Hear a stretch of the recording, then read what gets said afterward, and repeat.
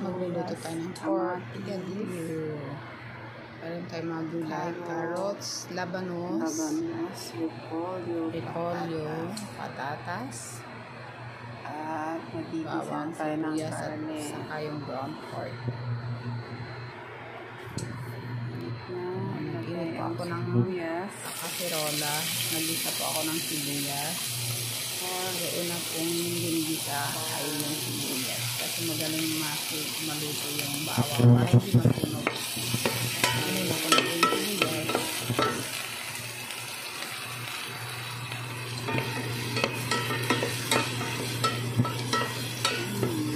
Yan, gigisain ko siyang mabuti.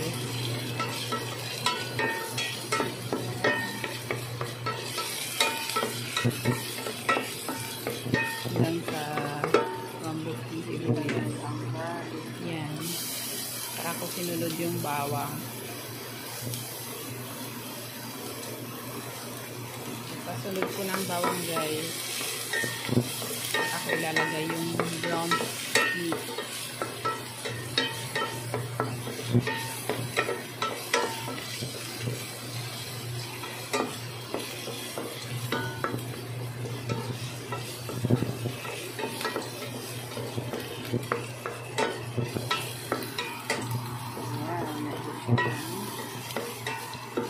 Ilalagay ang brown. Ayan, ginisa kong mabuti yung bawang at sibuyas. Ilalagay ko na po yung kanin. Gigisain kong mabuti. Dahil sa matanggal yung magsulat-sulat niya. Naglagay ako ng kamatis. Pwede rin tayo maglagay ng patis ng pampalasa para masarap po ang ating recipe. Saka naglagay ako ng kamatis. Pwede kayo maglagay ng patis, kanta, cayenne pepper, optional lang po.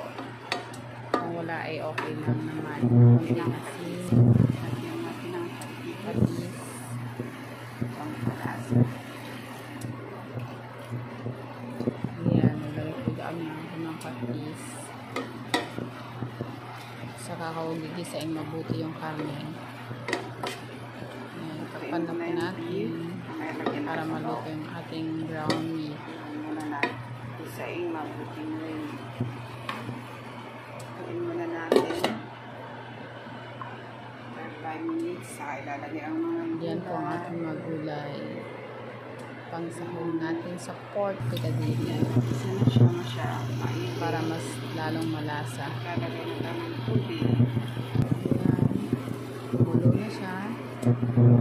Pwede na tayo maglagay ng tubig.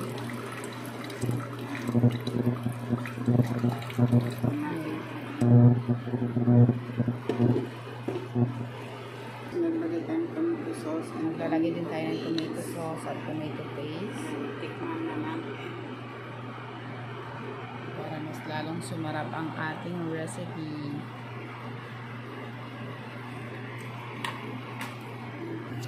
Dahil this time, lalagay na natin ang Ayan, kumukulo-kulo na. labanos at carrot. Saka ko nilagay yung labanos at carrot.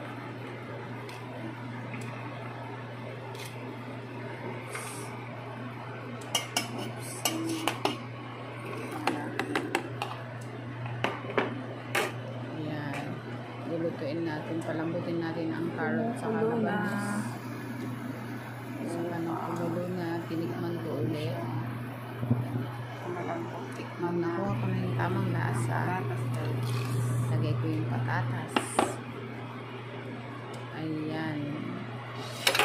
Malapit na maluto ang ating pork picadillo. Last ko yung cabbage. Pork picadillo.